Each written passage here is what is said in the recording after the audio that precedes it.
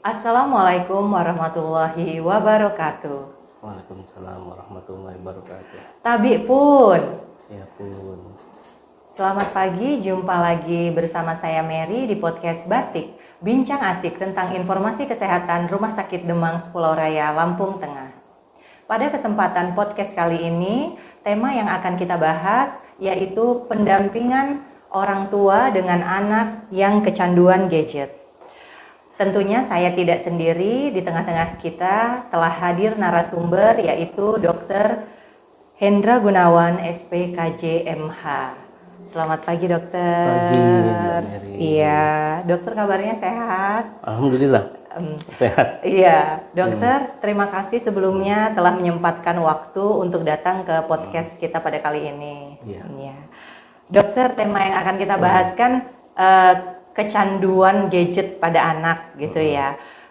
Tidak dipungkiri seiring perkembangan zaman pasti dari anak-anak, remaja, dewasa, bahkan orang tua pun pasti menggunakan gadget ya dok ya gitu. Mungkin kalau untuk anak dewasa atau orang tua masih sudah bisa membatasinya sendiri gitu untuk kebutuhan gitu, pekerjaan atau sekolah gitu. Tapi kalau pada anak ini mungkin kan masih perlu pendampingan ya dok, dia dengan orang tuanya.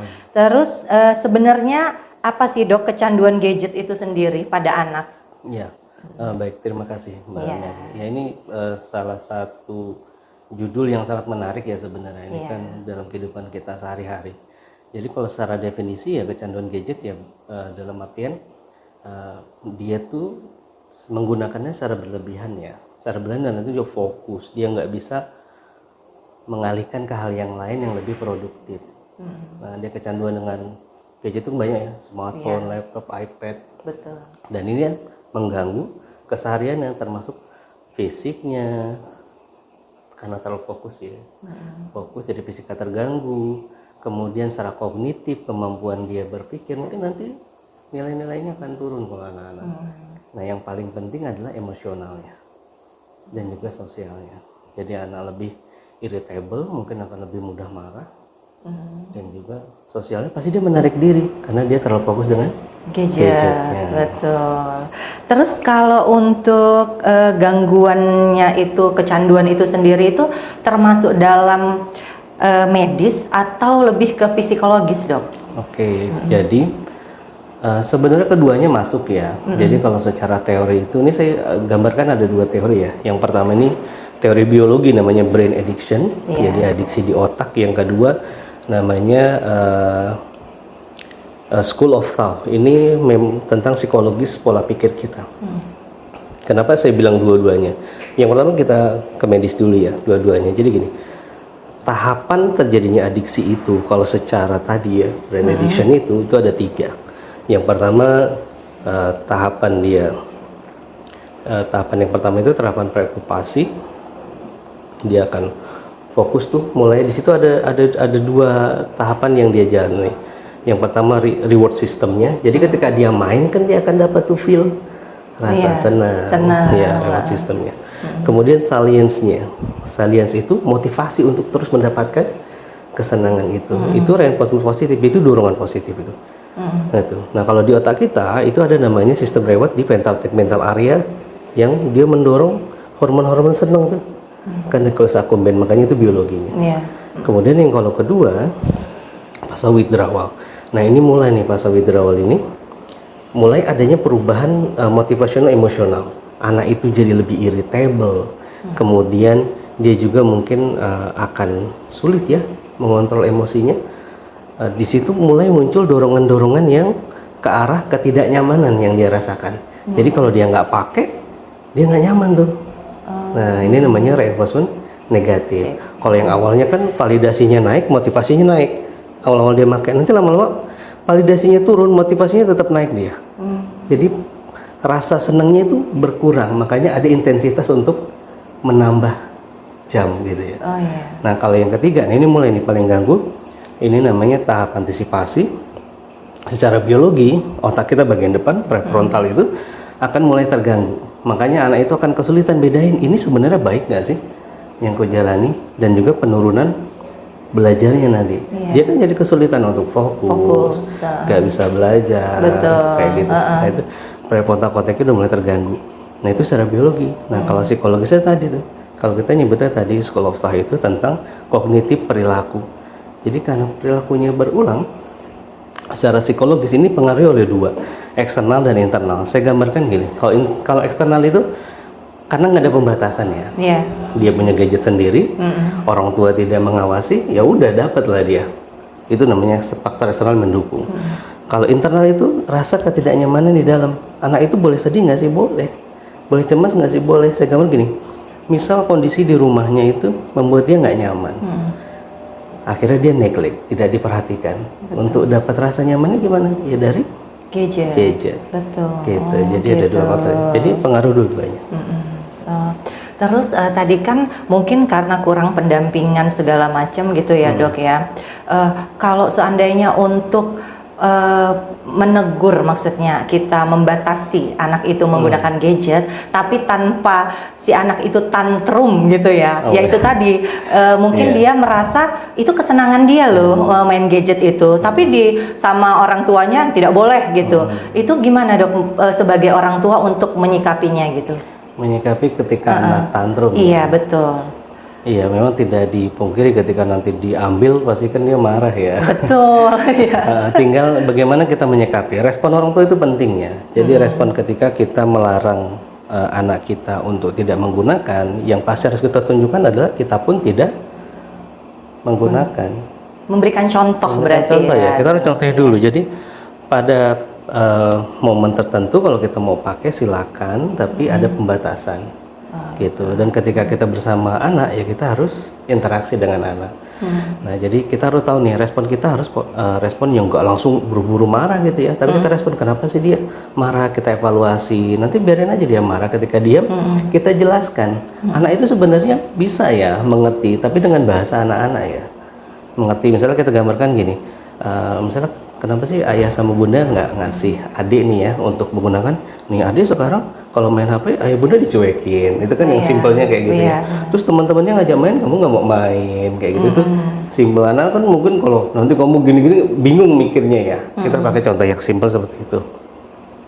Jadi dievaluasi, kemudian kita harus kasih dia kegiatan yang menarik, mendistraksinya kegiatan menarik tapi tidak menggunakan gadget. Karena itu bisa permainan interaktif antara anak dengan orang tua bisa ya, atau kita ajak dia bermain dengan temennya yang sebaya. Kan banyak tuh kayak misalnya biar apa energinya tuh tercurahkan ya, kita arahkan dia ke arah fisik, misalnya olahraga dengan renangan banyak temennya, atau sepak bola gitu ya, aktivitas fisik yang tidak melibatkan gadget. Oke. Dok, anak itu kan mudah banget ya kecanduan gadget gitu ya.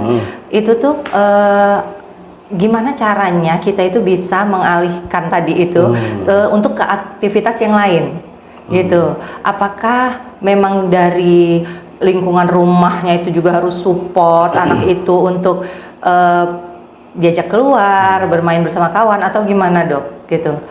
Biar dia lebih fokus ke aktivitas yang real di dunia nyata gitu ya. Iya, biar dia nggak fokus sama gadgetnya ya. Yang pasti pertama contoh dulu ya, karena kan anak-anak itu pasti mencontoh ya lingkungan paling kecil ya, orang tuanya yang dia contoh. Kalau misalnya gini, kita ngelarang anak kita megang HP, tapi kita di depannya pegang HP terus, dia kan pasti bingung, kok aku dilarang tapi orang tua aku tetap ikut main HP gitu ya. Jadi kita harus mencontohkan dulu yang pertama. Kedua, ya tetap ada pembatasan. Misal diberikan dalam satu hari itu maksimal 1 hari gitu ya. Tapi dipisahkan antara waktu bermain dengan waktu belajar. Jangan digabung ya. Kalau saya belajar dia butuh gadget ya enggak apa-apa, tapi dalam pendampingan. Misalnya dia mau main ya itu 1 jam itu. Nah, jangan lebih pembatasan. Terus harus ada kesepakatan zona-zona rumah tertentu yang nggak boleh dia pegang HP. Misal meja makan, waktunya makan ya makan, nggak main HP. Gitu. Misal waktunya tidur ya tidur, jangan main HP. Ada pembatasan kayak gitu. Dan konsistensi, nah ini yang agak sulit ya. kita mungkin Konsisten. ya. Iya. Jadi kalau kita nggak pakai harus konsisten. Iya, betul. Harus konsisten. Terus zona-zona rumah yang memang memungkinkan tidak menggunakan harus konsisten juga. Meja makan, anak kita makan ya kita nggak pegang HP juga. Iya. Harus konsisten kayak gitu. Ya intinya support sistem dari orang tuanya ya, Dok. Iya, ya. itu sangat penting sekali ya. Betul. Dok, dampak apa, Dok, untuk jangka panjangnya terhadap tumbuh kembang anak baik fisik maupun mental kalau media terus-terusan kecanduan gadget gitu?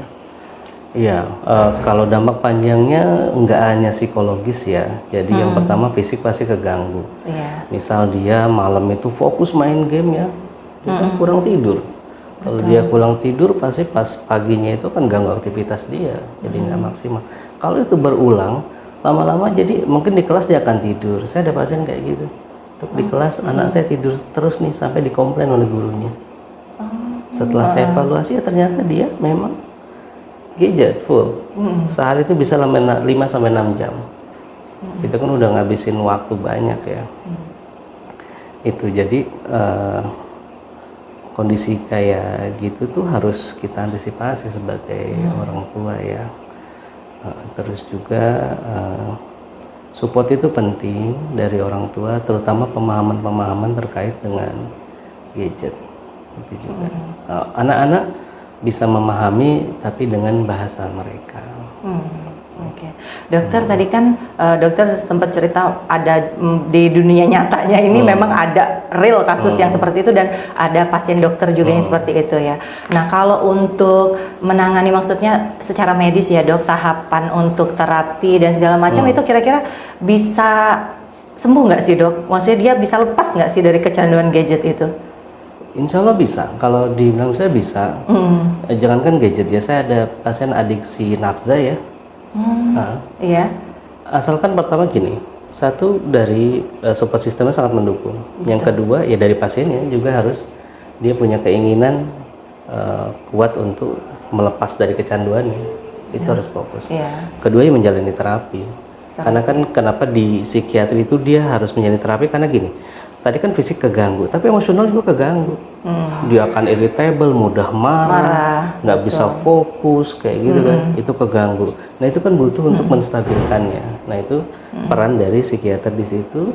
Sambil nanti kita ajarkan cara dia berpikir kognitif, pola-pola tertentu yang dia bisa menilai apakah yang dia lakukan ini akan mengembalikan dia ke posisi kecanduannya atau tidak. Dia lebih fokus ke sesuatu yang real di dunia nyata. Iya, apalagi kan anak-anak itu masa depannya masih panjang ya. Betul, iya. Nah, itu yang harus kita persiapkan di awal.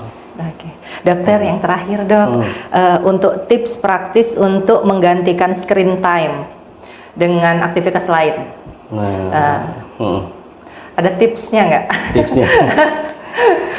Iya, jadi gini, kita sebagai orang tua itu harus meluangkan waktu untuk bisa bermain sama anak ya. Itu bisa benar-benar mengurangi screen time mereka. Misalnya anak kita seneng nih main mobilan, ya kita temani dia main mobilan. Atau dia kalau perempuan ya main boneka ya nggak apa-apa. Dengan bermain peran interaktif itu kan sebenarnya mengasah kognitif mereka ya. Cara pola pikir, cara interaksi, cara sosialisasi itu sangat berpengaruh. Jadi kita carikan aktivitas yang menarik, kalau bisa ada keterlibatan kita di situ. Nah, terus kedua, ajak mereka untuk bisa main di luar ya, main di luar. Kan sekolah juga itu salah satu bentuk interaksi sosial. Tapi misalnya dia mau main ke rumah temennya, selama itu dalam koridor yang positif ya nggak ada masalah. Asal ada pembatasan, misalnya main di luar main apa, jam berapa balik gitu kan. Harus diajarkan ke anak-anak. Dan juga respon kita jangan langsung kalau anak gini langsung melampiaskan ini ya emosional, itu kan ngaruh ke rasa yang dia rasakan. Betul. Iya, anak-anak mungkin nggak bisa bercerita tapi bisa merasakan ya. Apa yang kita omongkan, sesuatu hal yang mungkin sebenarnya itu bukan hal yang buruk ya. Tapi kalau dengan nada yang keras gitu ya, atau dengan pemilihan kata yang menyakiti ya, kurang pas ya, itu akan masuk. Makanya tadi saya bilang ada instruksi ekstrinsik, itu pengaruh banget ketika lingkungannya sangat negatif dalam artian kurang mensupport dia. Ya internal dia kayak tadi ya, sedih, sedih, cemas, ya pasti dia carilah sesuatu yang bisa bikin dia merasa nyaman dan senang. Nah, kita kan antisipasi biar dia nggak terjerumus ke hal yang negatif. Oke. Itu penting, terutama komunikasi sih kalau menurut saya. Komunikasi, mencontohkan dan konsistensi itu yang harus benar-benar Terapkan ya. diterapkan. Oke dokter, demikianlah podcast kita pada hari ini. Semoga informasi yang kami sampaikan dapat bermanfaat. Tetap jaga kesehatan. Wassalamualaikum warahmatullahi wabarakatuh. Waalaikumsalam warahmatullahi wabarakatuh.